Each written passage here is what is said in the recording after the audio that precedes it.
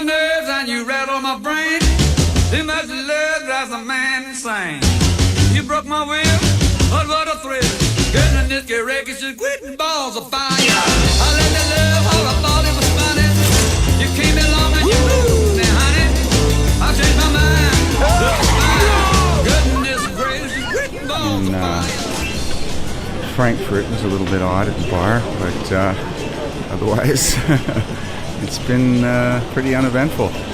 Yeah, didn't get my upgrades. Got caught in the cattle car in the back there. Had to sleep pretty crunched up, but a little bit of raw meat in the morning for breakfast, and got that energy ready to go.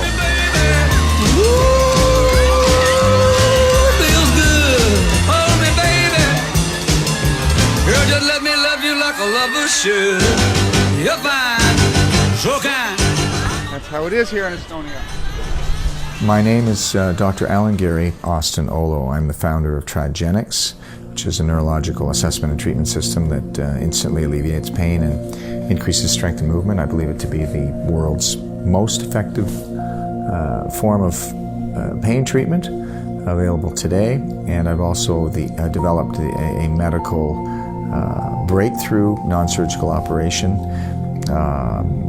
to treat a condition called adhesive capsulitis frozen shoulder, which 300 million people suffer from worldwide, and which, according to medical textbooks and Wikipedia, there's no real cure for. And I've discovered the cure for it and have delivered that service, that non-surgical operation and that cure to hundreds and hundreds of patients from all over the world over the last 14 years.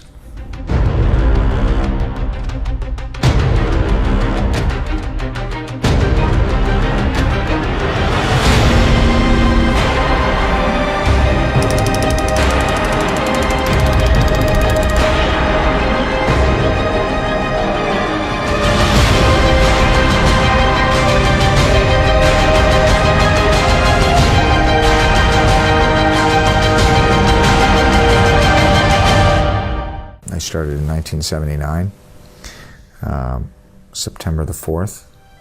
My parents really helped me get started in practice. They, my father initially was, sick in bed, and chiropractic came after 3 weeks. He, 5 minutes, was able to get him up out of bed. I thought that was impressive. My father said he'd pay for my education. I wanted to be a rock star. I wanted to be a musician. He said, son, look, I'll pay for your books and I'll pay for your tuition. You can get a job and pay for your own going out or whatever it is you want to do, but I'll pay for all of that. And he said, you're smart enough, you can do this, you can get in. And he said, become a doctor first. And this kind of work as a chiropractor, you're using your hands. And he said, first of all, nobody can ever take the title doctor away from you. You can always go somewhere and say, hi, it's Dr. Oolo, and you'll get respect. And the second thing he said was, it doesn't matter where you live or where you move to or where you are, you can always get food on the table for yourself with using your hands, helping people.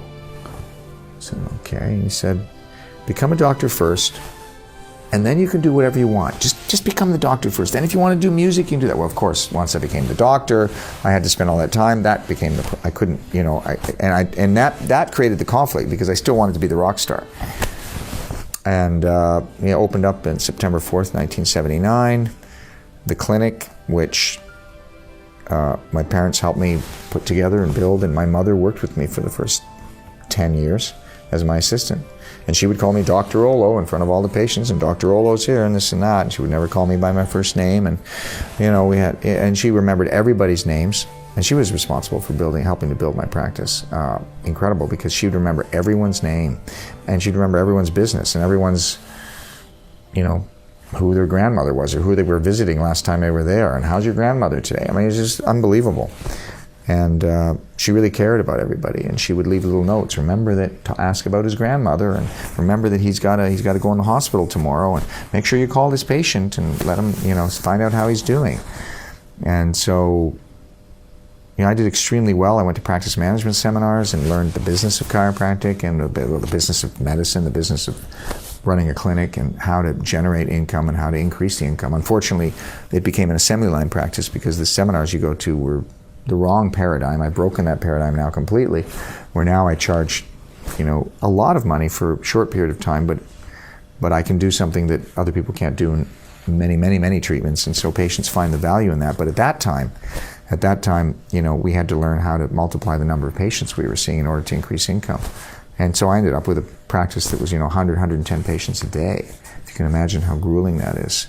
But I also realizing that I wasn't sustainably fixing everybody, because a lot of people would keep coming back with similar problems over periods of time. And I realized there was more to chiropractic, which led me into searching for more, like osteopathy and traditional Chinese medicine, and then finally developing my own, treatment system out of a combination of all of that and some insights that I had into functional neurology, and that led to the development of Trigenics.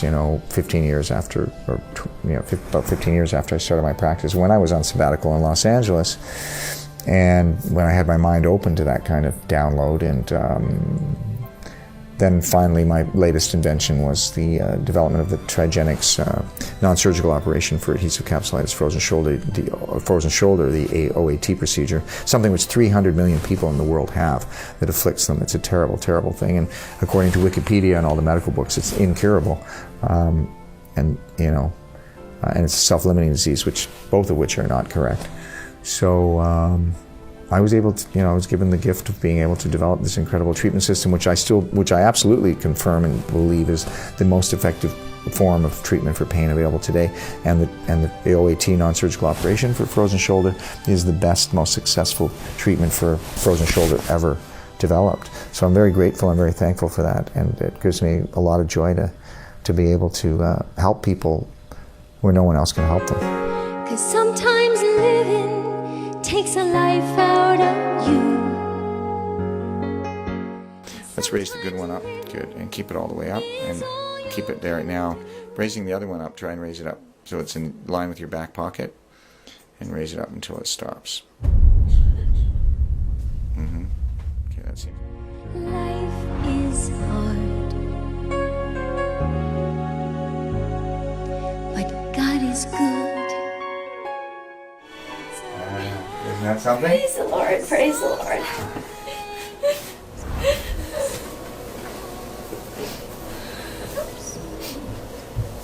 It'll stay, right? Okay, it'll stay. Are those tears of joy? Tears of happiness? Yeah?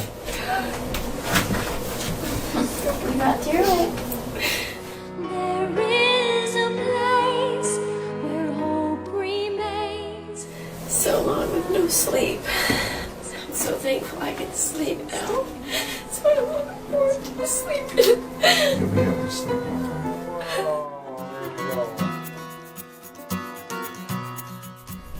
What gets me most excited about my work now is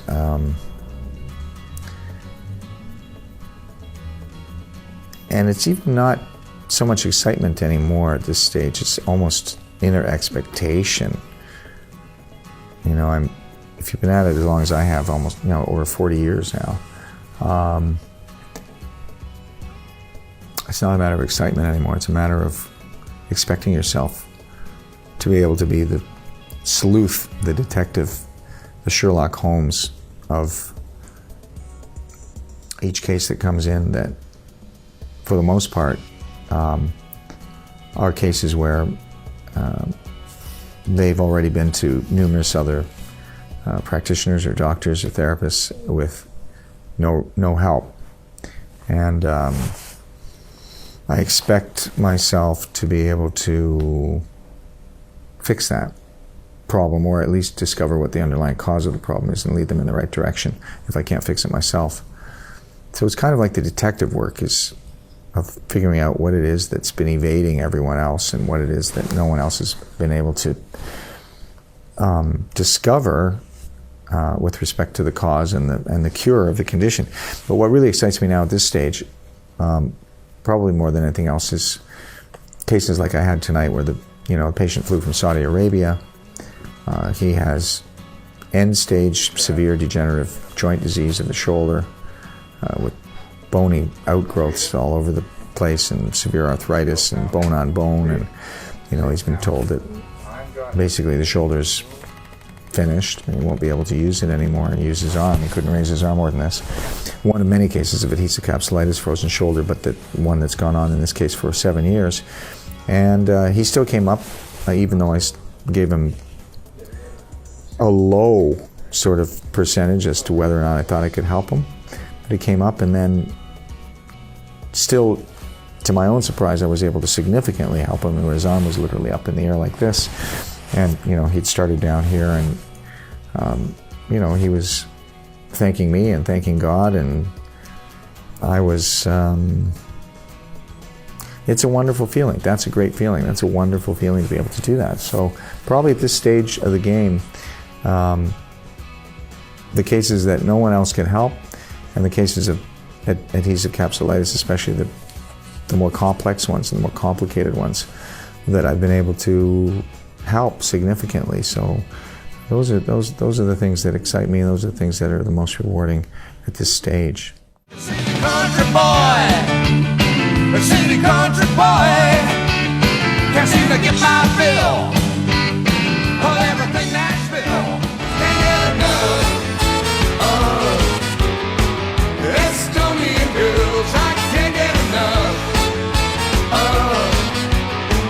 Estonian girls. We ain't faking, whole lot of shaking going on.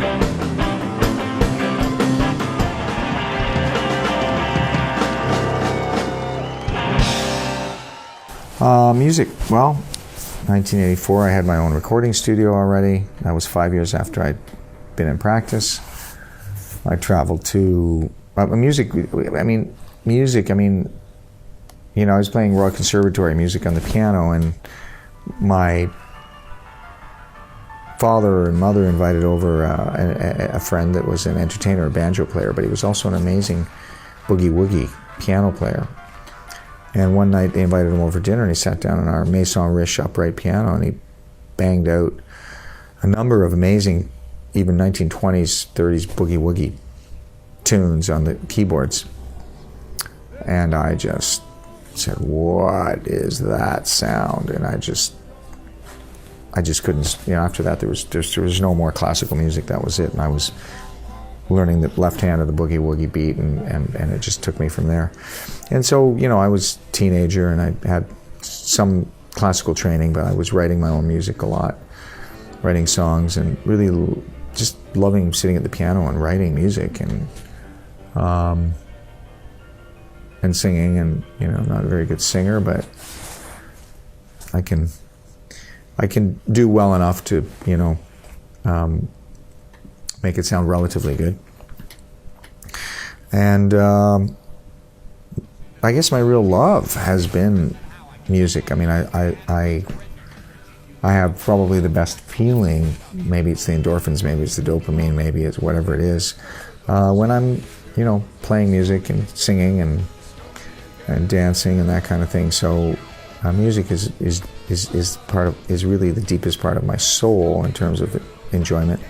And manual medicine is kind of the main food for my psyche and my brain, I guess, you know. So one is the soul and one is the brain, and I guess, you know, if you tie it all together with love in your heart as much as possible, then, you know, you get the triad of mind, body, and soul. So music is that, and you know, I put out basically back in 1984, I actually went to Midem, which was an international music festival in France, with a friend of mine, and I shopped the music that I had at the time, and I got a French record deal with a record company named Grenadine Records.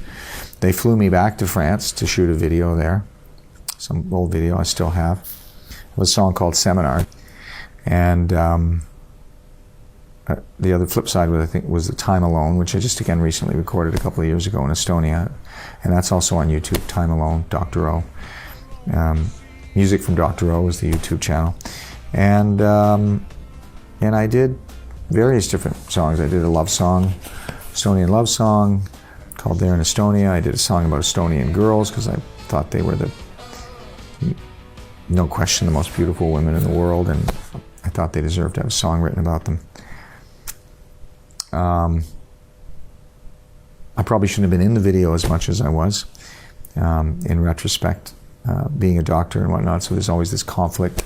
But I mean, there's always been a conflict between my music career and doctoring, because, you know, in the mid-'80s, I would have a band that I'd go and play with, and I'd finish working in the clinic, and I'd have the gig, and I'd have to jump in my car and race to the gig, and I'd have to change in my clinic from my white jacket and my doctor clothing to, you know, black tight leather pants and a black leather jacket and, you know, slick back hair, and I'd jump in the car and race off to the little club that I'd be working in, and, you know, jump up on stage and have this completely different personality, a different person existing as someone else almost completely. It's sort of like Superman, you know, in the phone booth, taking off his, you know, Clark Kent glasses and everything, and the next thing you know, it's a bird, it's a sky, it's a plane, no, it's Superman.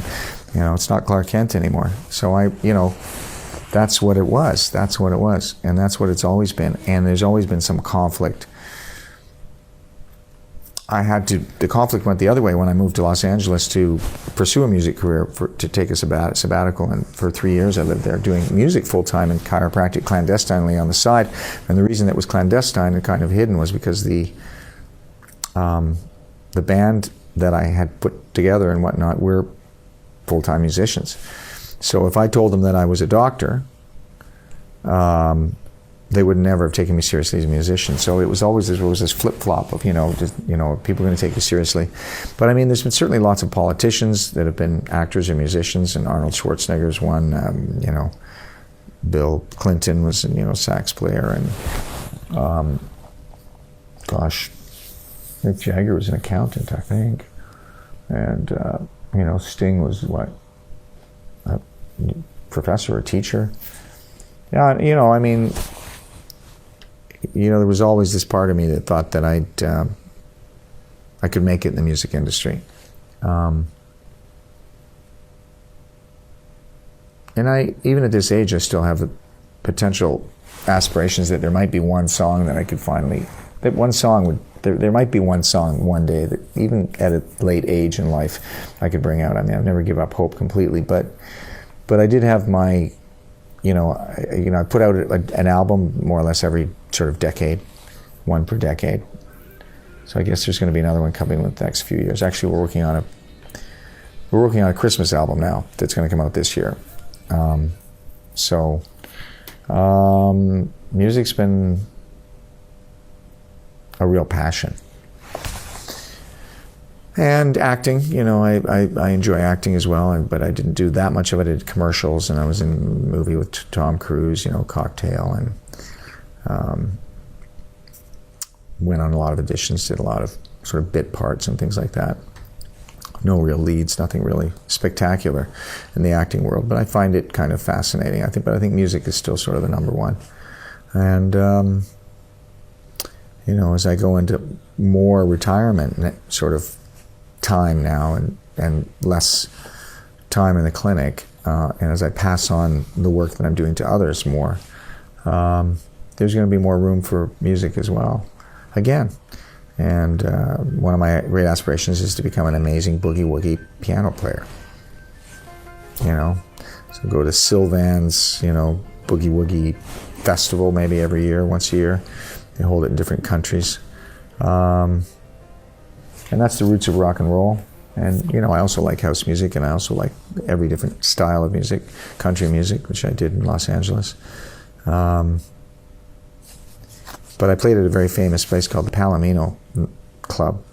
43 years it was going for, and I was the music director then of the talent show, the world famous Palomino talent show, way before America's Got Talent or any of that stuff ever came out.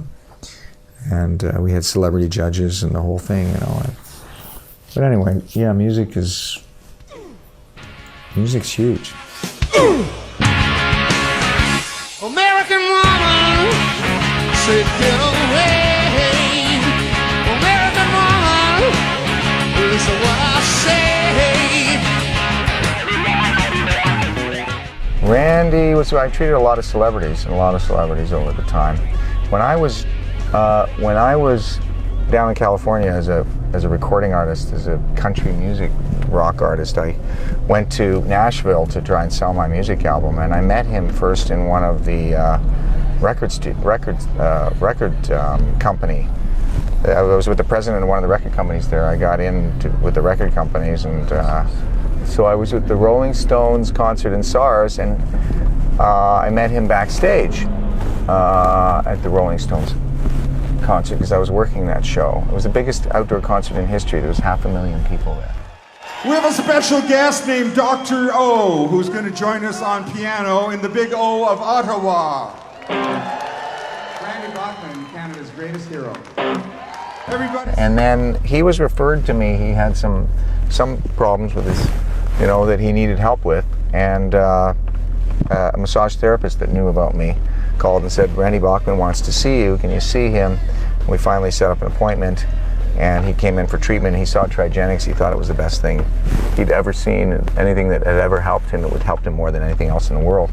So he was thrilled with that. And then one day I was playing the piano in the waiting room for him, playing a whole lot of shaking, and he said, you've got to come up and play with me. I had an affirmation for 10 years saying I was going to play with a rock star in front of thousands of people on stage. I've been reading that affirmation myself for so long, and then when he said to me, you've got to come and play with me, I could hardly believe it, and I ended up doing it in Ottawa. You get to work by 9, you start your slaving job to get your pay. If you ever get annoyed, look at me, I'm self-employed. I love to work and nothing all day, and I've been taking care of business every day, every way. My 15 minutes of fame came true. One of the affirmations I'd been reading to myself over and over every morning was that I would do that, and it happened. Come on over, oh, a lot of shaking going on. Come on over, oh, a lot of shaking going on.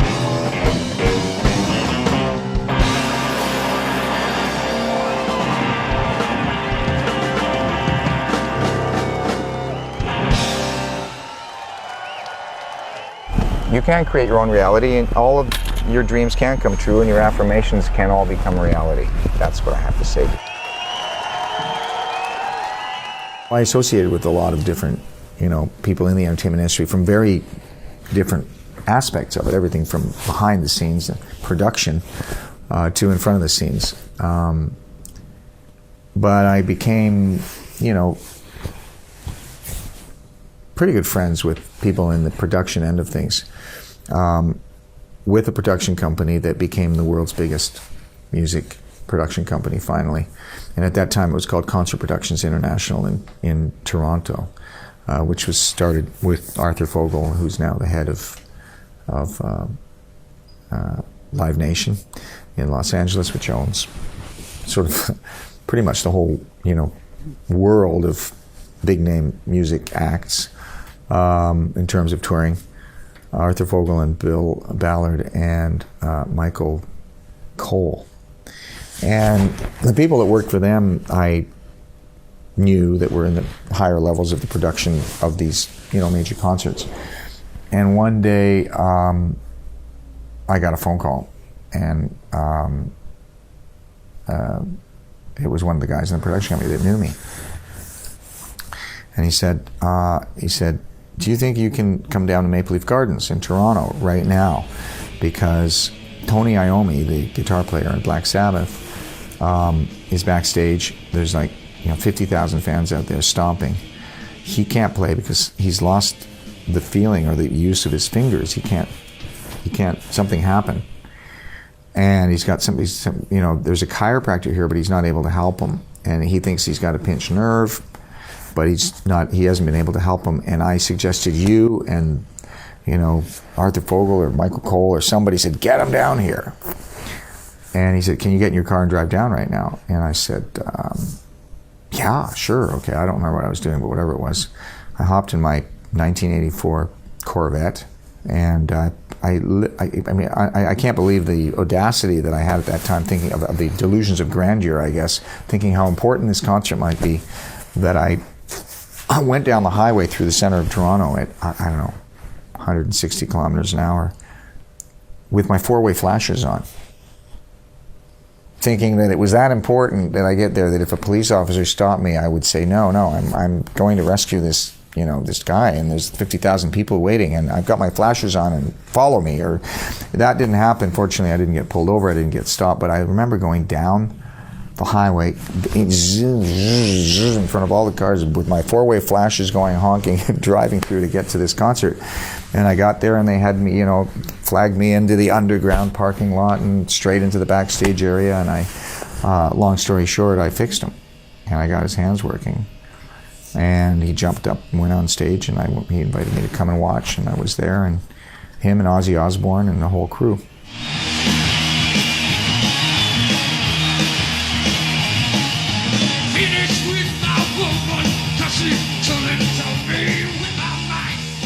And that was my first time, and then after that they just always used me. So they would start, they were calling me, and they were in charge of the biggest acts. Even the Rolling Stones was their act. Just everybody that was anybody, the biggest people. And I didn't even know at the time who these people were. I hadn't heard of U2. They can come down and treat U2. And I didn't even know who they were. Bon Jovi. Had never heard of Bon Jovi. It's unbelievable. I have no idea how that happened. But, can you come treat Bon Jovi? Who's Bon Jovi? It was ridiculous. Ridiculous. I'd go down to the, this hotel room. He'd open up the door in his underwear. Hey, come on in. Paul Stanley of Kiss, and I would talk to these people, and they would be very, you wouldn't just treat them, I'd treat them, but then I'd sit down and they'd invite me for tea, and I'd sit there and I'd talk to them like I'm talking to you right now. And they're human beings, just like everybody else, but they always had very interesting stories, and I'd ask them, how did you get started, right? Paul Stanley, he must have taken an hour and a half sitting there telling me all about how they were art students, and then they started to paint themselves and did this and that, and did the marketing and with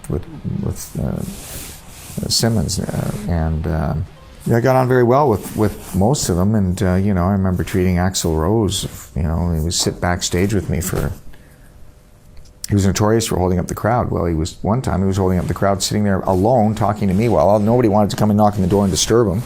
And he was just sitting there. I finished the treatment. He was just sitting there and talking, and let's have a drink with me, and chatting. And I could hear the stomping outside, going on and on and on and on. I'd be like, holy smokes, this is okay. All right, let's continue the conversation, And then finally he said, the crowd. I hear the crowd going. I guess I better get going now. Anyway, it's been nice talking to you. I mean, it's a great experience once you become known for that. And then, of course, when I started traveling to Estonia, and I spent a lot of time in Estonia. I'd spent 3 months here, or whatever. They'd call me for Rolling Stones. They'd call me for the biggest name acts in the world. And I was like, well, if you're not, well, we need you now. I can't even take the time to fly you from Estonia here. Although I did fly to Estonia to get off the plane and go directly to the hotel room of Robbie Williams, and there was 77,000 people, and there was $15 million production going on with cameras and helicopters and movie production that Peter Rebina was in charge of and doing a wonderful job of. If there's somebody calling me on Allan.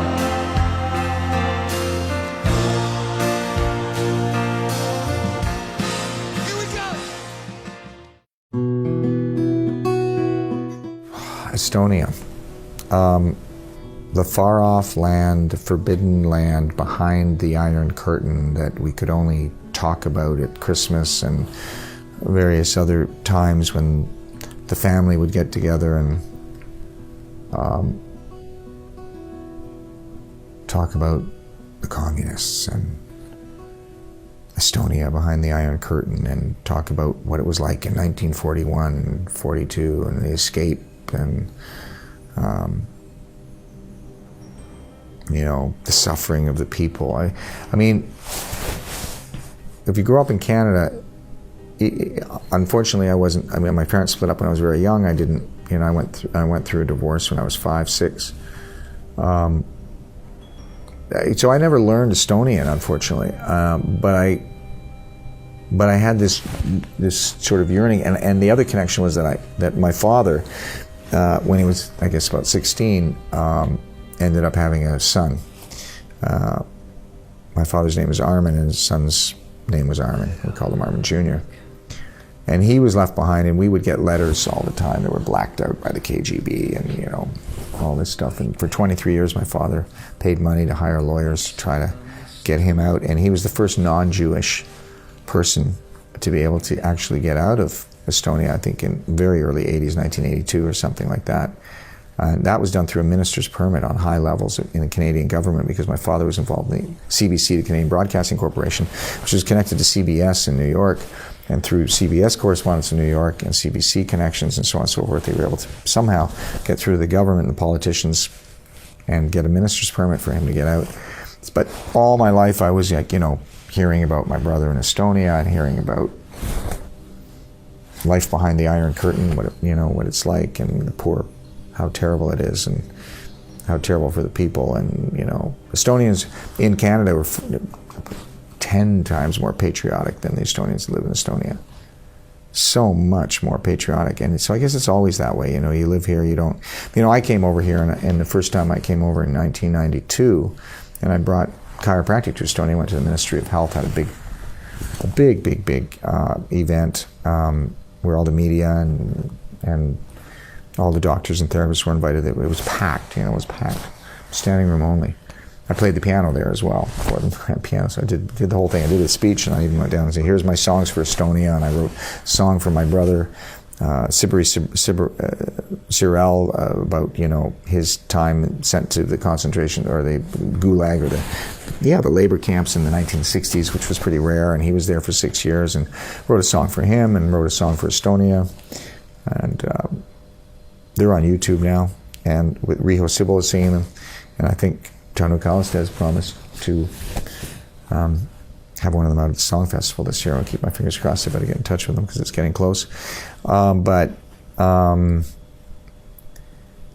know, I always had this affinity for, you know, and so when I first came, 1992, for me, I was looking in the eyes of the other Estonians, and I felt like, wow, they're just like me. Look at this. Look at them. They've got eyes like me. They've got noses like me. They look like me. They're my brothers. They're my sisters. Wow. If Estonians really look at each other, they'll see that there really are similarities. If you go to other countries, you realize how similar. So when I came in 1992, I really saw this. I felt this. And I felt like, you know, I had this great love for everybody. And I needed to help everyone. I needed to help all this, the plight of the Estonian people, my people. I have somewhere where I have my people. Now, Estonians don't feel that way about each other. And, you know, I was told for years and years and years, oh, you don't understand. You don't know what Estonians eat for breakfast. They eat other Estonians. Don't you get it? What's the matter with you? How can you be so stupid? But what happened then was I brought chiropractic to Estonia and then introduced it to the country. And through all of the publicity that I've had for chiropractic, I think I've really done the lion's share of the work to create the awareness of chiropractic in Estonia, for much to the benefit of all the other chiropractors that have now recently come. You know, I met a girl that was sort of took me, a twinkle, you know, it sort of took the twinkle in my eye. And, she was an actress, and so I was again attracted to the entertainment industry, and she was acting in a movie with Walter Matthau. Oh my goodness! I thought, oh wow, this big time actress, and she had a really great sort of demeanor and way about her that was I was very impressed with. And so she was living in Los Angeles half the time and living in Canada half the time, and trying to get her big break in Los Angeles. One of her friends had gotten a big break, but went on a TV series called Hill Street Blues, and she was trying to get her break, and so half the year she was there, and then she finally decided she was going to just move there. And I sort of was taken by her and went through that 3-month falling in love period, which is God's great joke on humanity for the purposes of procreation. So it certainly changes after that for everybody. But I was going to move to Estonia, and instead I followed her to Los Angeles. And it was actually in Los Angeles that when I was taking sabbatical from chiropractic, that I Trigenics all came to me. So it was at that time that Trigenics developed in my mind when I wasn't full of all of these other thoughts and whatnot. And I had a little bit of openness to be open to be sort of channeled for this kind of download of information.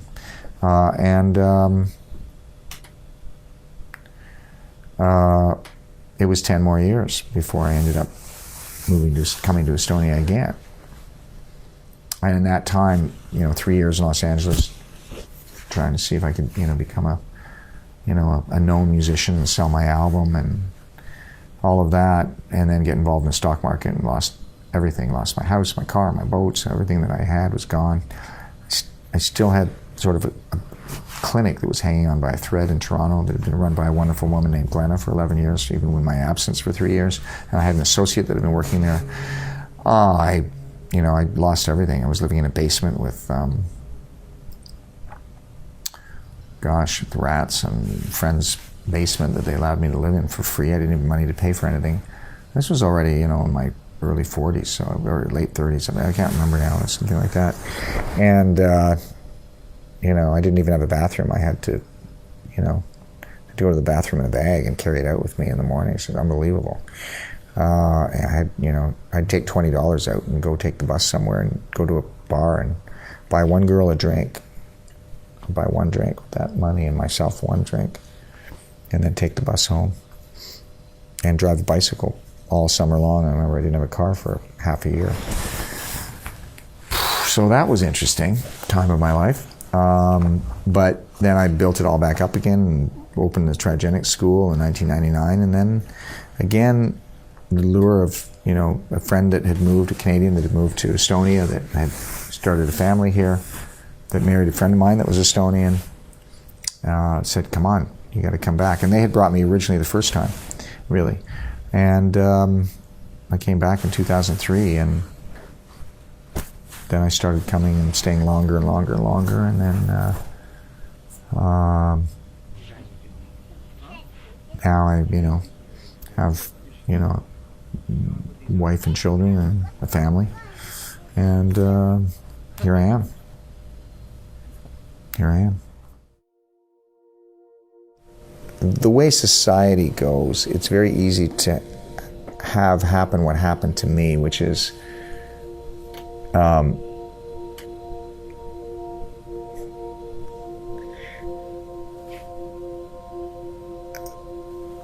kind of waiting until almost too late in life to have children. And it wasn't too late, but it was, I would say, close.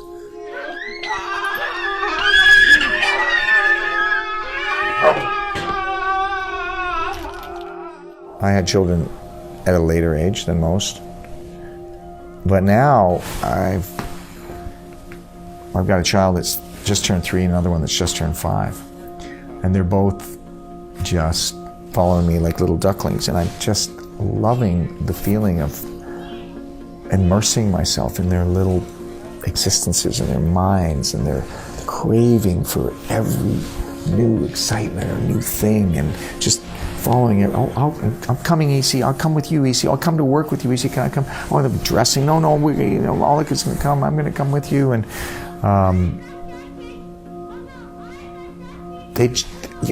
some people feel that they can't handle the children constantly, wanting attention. I love it. I love it. And so it's come to the point for me where I've got the clinic running here. I still have a business running in Canada, 2 businesses running in Canada, and I decided to devote the majority of my time raising my children for the next couple of years, almost be a stay-at-home dad.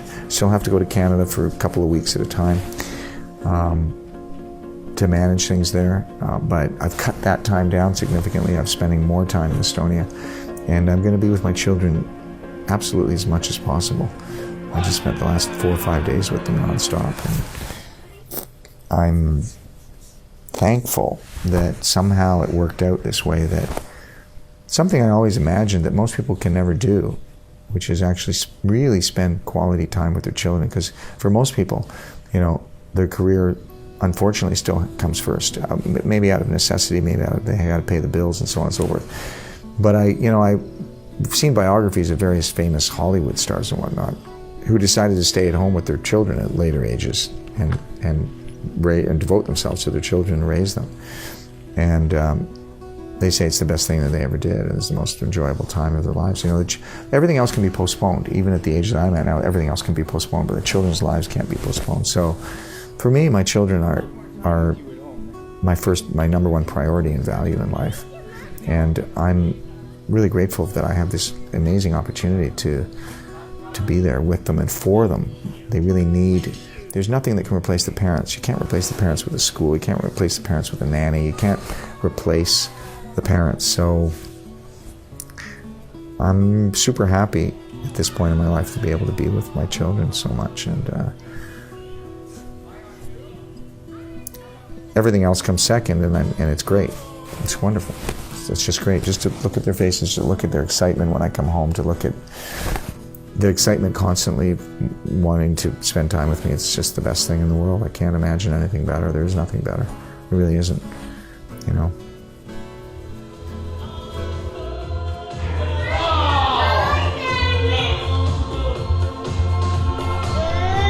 Ready? Whoop!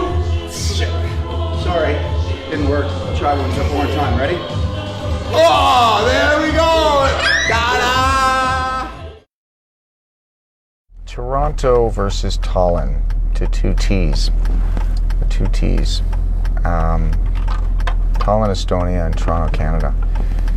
And working in two countries, working in having a transcontinental life.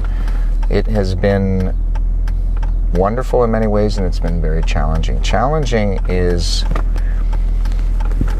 taking time to get used to a 7-hour jet lag time change. I've gotten to the point where I can literally slip in and out of a 7-hour time change. I've managed to do it with the help of lectipam and probably a biorhythm sort of something where I've developed a biorhythm for every 2 or 3 weeks changing. I think if people get used to that, the people that do shift works at hospitals, for instance, all of their lives, where they'll shift from a day job to a night job, every couple of weeks, I think they also get used to it. But it takes a long time for the body to be able to actually get used to that and be able to just know that it has to switch all of its hormone levels and melatonin levels and serotonin levels and everything else over into a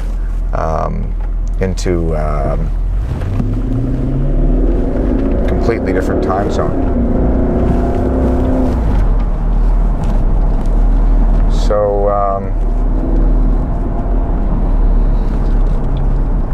So yeah, it's challenging, but it's that guy almost pulled into me. It's challenging in that way. It's also challenging in the sense that I feel I have not spent enough time and given enough of myself to my children. Even though when I'm in Estonia, I spend every spare minute I have with my children. I mean, more so than other parents, I think, would spend. And now I'm just looking at, only spending a couple of weeks in Toronto and then a month or month and a half in Estonia, and just doing what I have to do in Toronto and then just go back to Estonia, only because the pull for my children is so strong. The pull for my children is and the needs of my children. I mean, I have a 3-year-old and a 5-year-old. At that age, they just want to be with their parents. They want that admiration. It's Isi this and Isi that. Isi means father in Estonian. So it's like, Isi this, Isi that, Isi. And when I'm there, all they want is they want my attention. They want me to pay attention to them, and they want me to just give my really undivided attention to them. And, if you do anything distracting, like work on a computer, they're all over you. They're just pulling on you. And they, psychological tests have shown that they really need that. So I feel terrible, actually, that I haven't been there enough.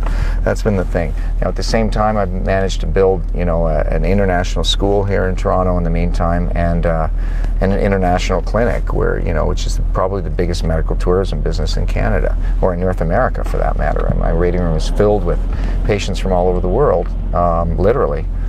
From other countries, vast majority of them from the United States, but they're coming from everywhere, from Hong Kong, from South Africa, from, Dubai, from Israel, from Argentina, from Mexico, from all over the United States, all over Canada. And, you know, then in Estonia, of course, you know, I have a similar practice where people come in from all over the world, but also a very busy practice providing Estonians with much needed manual medicine care in the form of either Trigenics or osteopathy or chiropractic or one of the various different disciplines that I'm educated in and trained in, and of course my own, as I said, my own methodology that I've developed, which I believe is the most powerful form of way to treat pain, the most effective pain treatment system in the world today, which is Trigenics, clearly. My life mission statement is to empower hundreds of millions of people worldwide to live happier, healthier, more educated and more entertained lives.